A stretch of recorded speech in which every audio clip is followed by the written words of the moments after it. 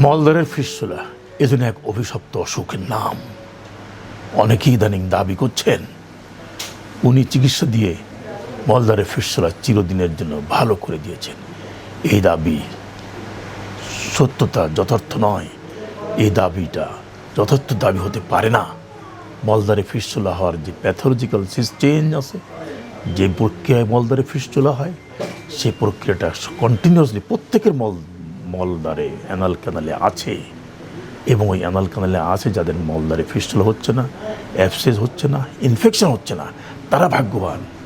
যার একবার ইনফেকশন হয়েছে এবং তার যে ভবিষ্যতে আরেকবার ইনফেকশনে ফিস্টুলা হবে না, এ নিশ্চয়তা কেউ দিতে পারে না। কারণ আল্লাহ তাআলার এমন সৃষ্টি এই জায়গাতে রয়েছে, অ্যানাল গ্ল্যান্ড আছে, অ্যানাল ক্লিপ্ট আছে, অ্যানাল কলাম আছে। গ্ল্যান্ডগুলো সাধারণত ইনফেকশন হয় স্টুল দিয়ে, এবং সেই স্টুল খালি চোখে দেখা যায় না। ক্ষুদ্রাতি ক্ষুদ্র কণা একটি অ্যানাল ক্যানালের, অ্যানাল কলামের সাইনাসের, দুই কলাম মাঝখানে সাইনাস থাকে, গ্যাপ থাকে, ওখানে যদি লেগে থাকে আর ওখানে অ্যানাল গ্ল্যান্ডের যে ডাক থাকে, ওর মুখ দিয়েই এই মলটা গ্ল্যান্ডে পৌঁছে গেল। আর যখনই পৌঁছে গেল, ওর সঙ্গে স্টুলের সঙ্গে ব্যাকটেরিয়া ছিল, ইনফেকশন শুরু হলো। এই যে ইনফেকশন শুরু হলো, অ্যাবসেস হলো, অ্যাবসেসটা বাস্ট করে তারপরে ফিস্টুলা। আপনি চিকিৎসা দিলেন, বলছেন আমি লেজার চিকিৎসা করেছি, ফিস্টুলা সম্পূর্ণ থেকে উনি মুক্তি হয়েছেন। উনি বিদেশেও ওনাকে চিকিৎসা করেছেন ফিস্টুলার জন্য, আবার হয়েছে।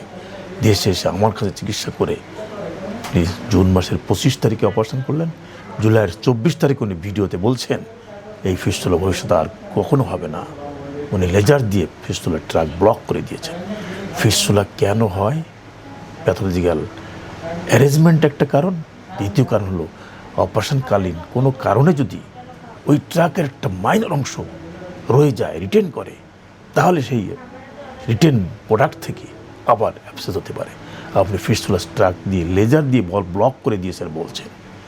লেজার দিয়ে ব্লক করা যায় না। ব্লক করলে উপরে অংশ ট্র্যাক থেকে থাকে, তাহলে সেখান থেকে আবার হবে। 1 মাস 2 মাস 3 মাসের মধ্যে না হলে রিকার হয়েছে বলা যাবে না। 1 মাস 2 মাস 3 মাসে কখনো রিকার করে, কখনো করে না। 3 থেকে 6 মাসের মধ্যে যদি একটি অংশ রয়ে যায় যা আপনি ব্লক করতে পারেননি, লেজার দিয়ে ব্লক করা যায় না, লেজার দিয়ে পুড়িয়ে ফেলি আমরা। লেজারের কনসেপ্ট নিয়ে নানান রকম বিভ্রান্তি ছড়ানো হচ্ছে। লেজার ব্যবহার করা হচ্ছে কাটার জন্য, পোড়ার জন্য, পুড়িয়ে দেওয়ার জন্য।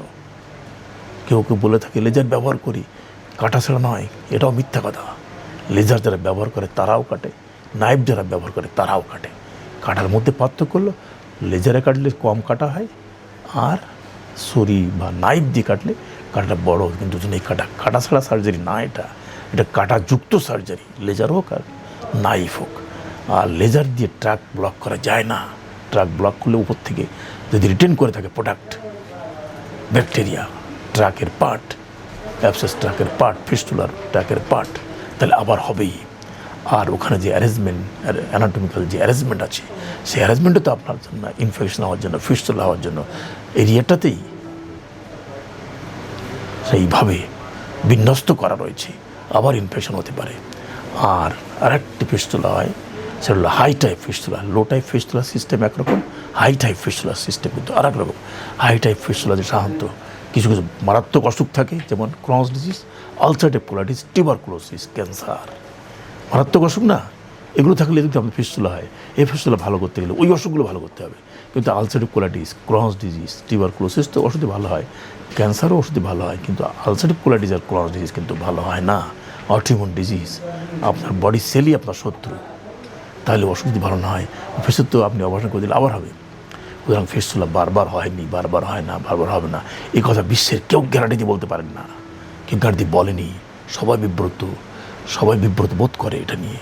আপনি বলেন যে আমি লেজার দিয়ে সম্পূর্ণ ভালো করেছি, 1 মাসের দিয়ে ভিডিও দিয়ে ছড়াচ্ছেন, এটা বিভ্রান্তি ছড়াচ্ছেন। আপনি এইভাবে বিভ্রান্তি ছড়াবেন না। জনগণের সঙ্গে প্রতারণা করবেন না। জনগণকে সঠিক তথ্যটি দেন। লো টাইপ ভ্যারাইটি, যদি লো ভ্যারাইটিটা লো লেভেল ফিস্টুলা হয়, তাহলে সাকসেস কিন্তু অনেক হাই, তারপরও রিকার করতে পারে। এবং সেটা সবচেয়ে ভালো চিকিৎসা হচ্ছে ফিস্টুলোটমি, বেস্ট চিকিৎসা। ওপেন করে পুরো ট্র্যাকগুলো আপনি দেখবেন খালি চোখে, পুরো সুন্দর করে নিয়ে আসবেন। আর লেজার হচ্ছে ব্লাইন্ড সার্জারি। লেজারটা নাইফ একটা তার ভিতরে ঢোকায় দেন, কদ্দূর গেল, ওর ট্র্যাকটা কদ্দূর আসে আপনি তো দেখতে পাচ্ছেন না, ওটা কদ্দূর পড়াবে তাও আপনি জানেন না।